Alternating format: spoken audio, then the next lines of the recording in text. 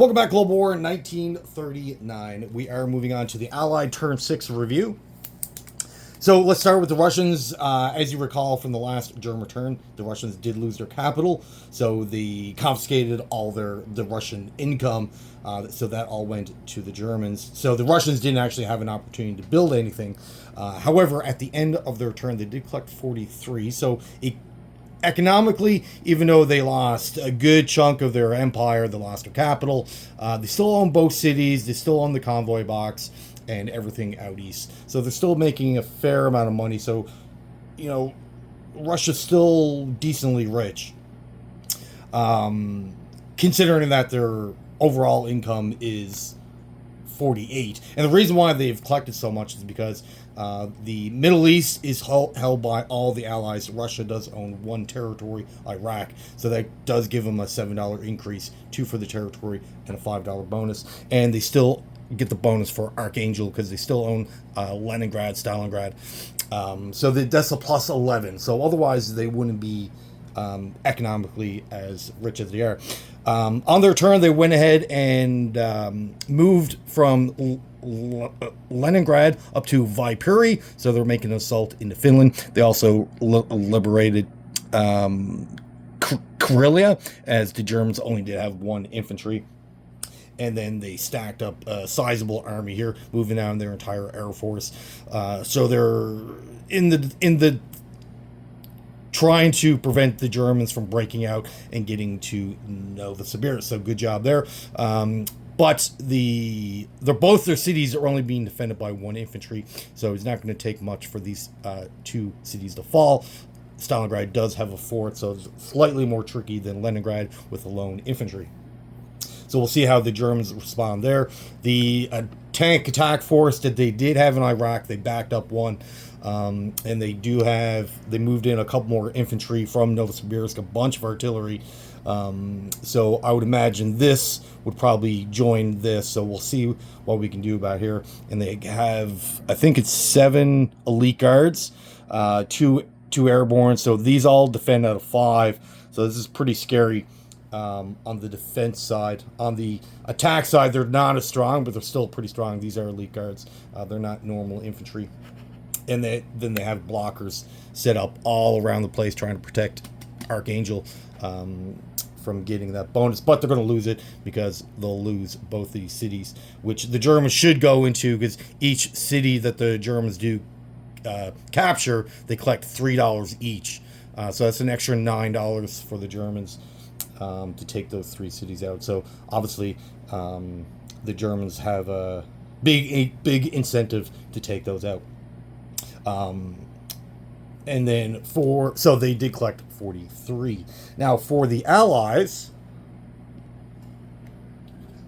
so for the rest of the Allies over here, with the proper or United Kingdom, they did go ahead and get another cruiser destroyer, a Churchill tank, a medium tank, a mech, commando, and a bunch of infantry, and they placed those around the map. Most of the units ended up, they got a infantry here. They put down 3 infantry down in Northern Africa, moved up a couple of soldiers. So down here is actually getting pretty scary with the amount of force that they had. The Americans came in, landed a couple troops.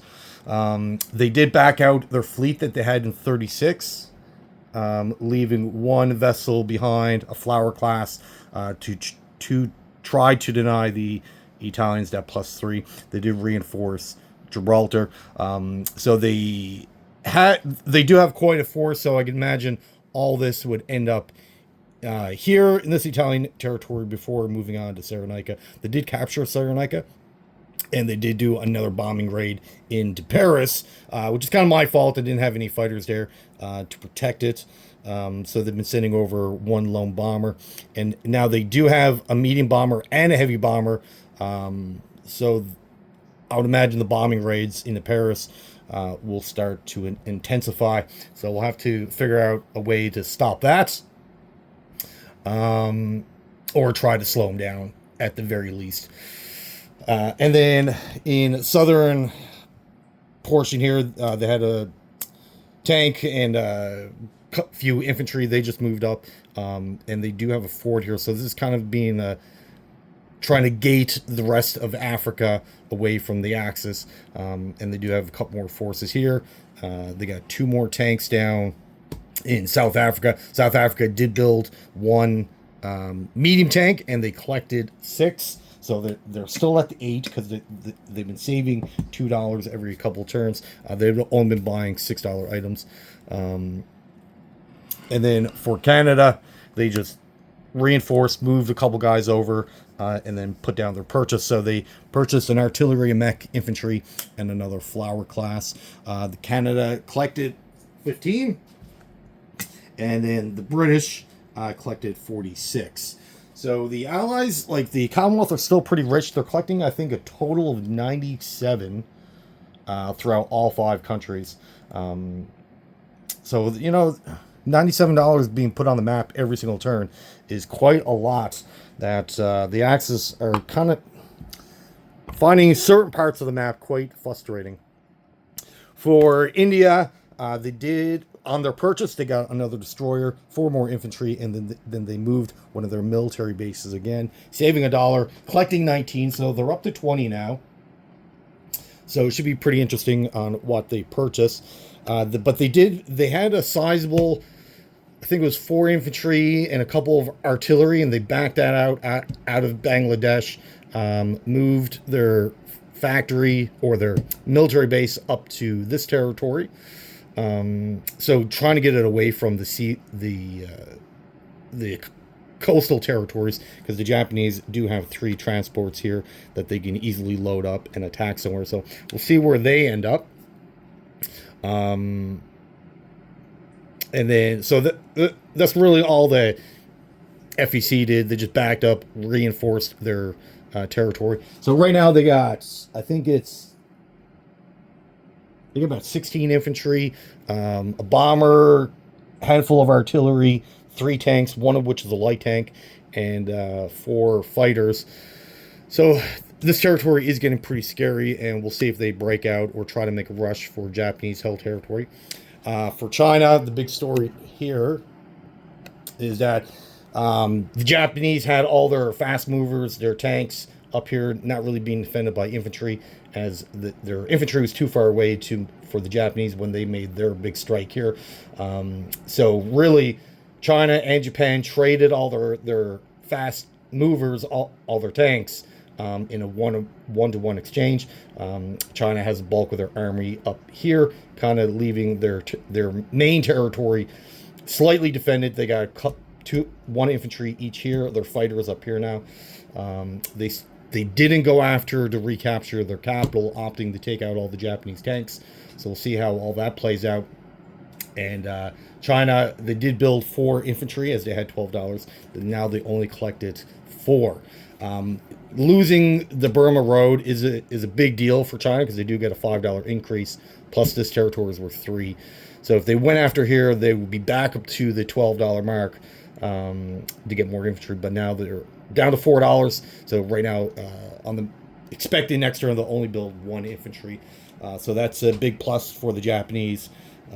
Pretty big blow, because the Chinese, every turn they've been putting down, 5 infantry, a handful of artillery. Has just been a nightmare for the Japanese, the amount of artillery and infantry China's been producing. But now that's obviously all cut down. So we'll see where this ends up. I would imagine, if I was to guess where they're going, probably go for this Japanese factory, trying to eliminate that, which then would force the Japanese to counterattack, rebuild. The main Japanese army is actually pretty far away. It's 2 spaces away, so we'll see how they catch up to them. They'll have to play a little cat and mouse and try to corner them before making that assault to get rid of that.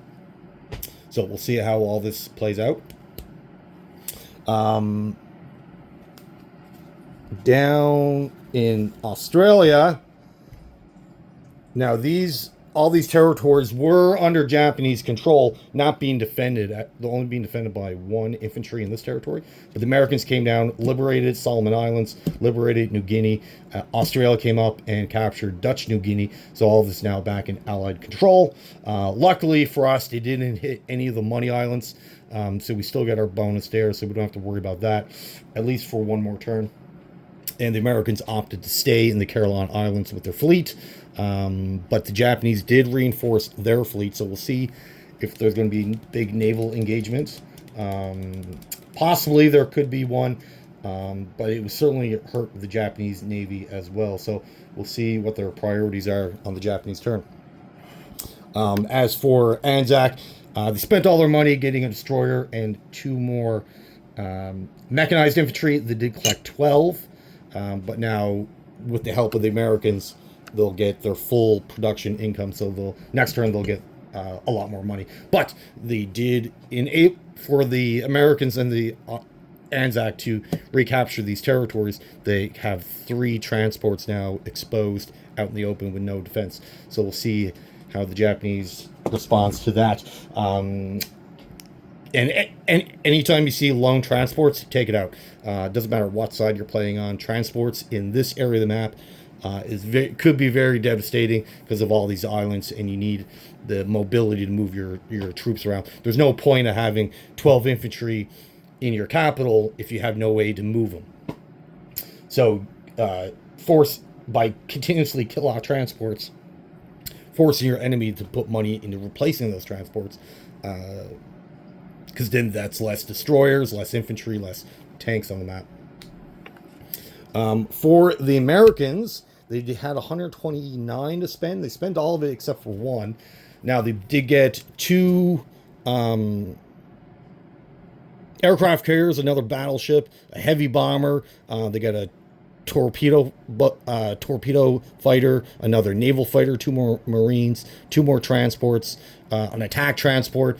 So they definitely invested in quite a bit of stuff, and they spread that around between both the Atlantic and the Pacific. Most of it went in the Pacific.